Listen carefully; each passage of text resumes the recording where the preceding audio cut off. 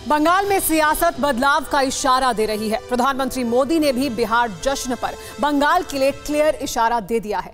कह दिया कि हो जाओ तैयार, अब की बार बंगाल में भी भगवा लहराना है। मगर बंगाल में बीजेपी की जीत का क्या चांस है? ममता के गढ़ में वोटर्स का मूड क्या है? अगले 6 महीने बाद क्या ममता का किला ढह जाएगा? इन्हीं सवालों के साथ TV9 भारतवर्ष ने बंगाल के वोटर्स का मूड जाना।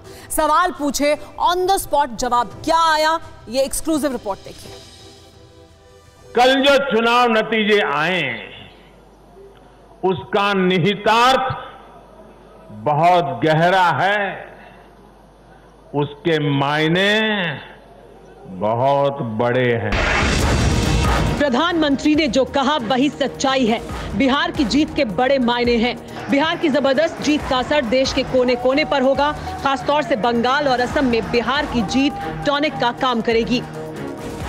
इसीलिए बीजेपी बंगाल विजय के लिए पूरे जोश में है। बीजेपी का फोकस सबसे पहले आदिवासी इलाकों में अपनी पैठ मजबूत करने पर है। इसीलिए पिछले हफ्ते गृह मंत्री अमित शाह बंगाल पहुंचे। 2 दिन बंगाल में रहे, बिरसा मुंडा की प्रतिमा पर फूल चढ़ाकर बंगाल दौरे की शुरुआत की। फिर बांकुरा में आदिवासी कार्यकर्ता के घर खाना खाया। फिर कोलकाता पहुंचे और 200 से ज्यादा सीटें जीतकर बंगाल विजय करने का टारगेट तय कर दिया। मैं निश्चित रूप से देख रहा हूं कि ममता सरकार का मृत्युगंड बच चुका है। आने वाले दिनों में यहां भारतीय जनता पार्टी की 2/3 बहुमत की सरकार बनने जा रही है। बीजेपी का बंगाल में 200 सीटों का टारगेट है, लेकिन बीजेपी बंगाल की सियासी खाड़ी में टीएमसी के तूफान को रोक पाएगी? बंगाल की जनता क्या कहती है? TV9 भारतवर्ष ने सीधे बंगाल की आवाम से ही जाना। पहला सवाल था, क्या बिहार में बीजेपी की जीत बंगाल पर असर डालेगी? 60% लोगों ने कहा हां, 32% ने कहा नहीं, 8% खामोश रहे। इतना तो साफ हो चुका है कि बिहार की जीत का असर बंगाल पर भी होगा। अब सवाल यह है कि क्या ममता दीदी प्रधानमंत्री मोदी को टक्कर दे सकती हैं? 60% लोगों ने इस सवाल का जवाब हाँ में दिया। वहीं 20% इससे इत्तेफाक नहीं रखते हैं, जबकि 20% लोगों ने कुछ नहीं कहा। ममता बनर्जी 10 साल से बंगाल की सत्ता पर काबिज हैं।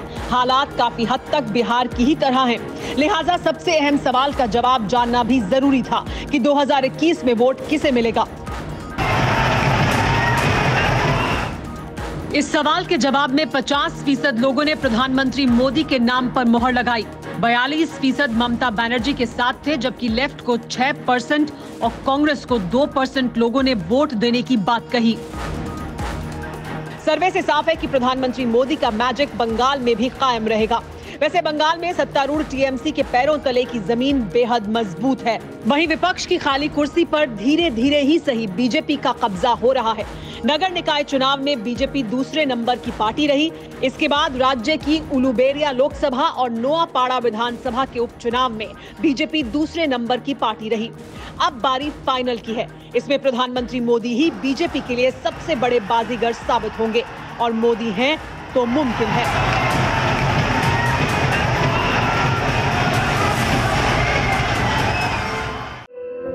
धुआं धुआं सा ये शहर क्यों दिखता है? सुना है बाजार में धुएं का सामान बिकता है।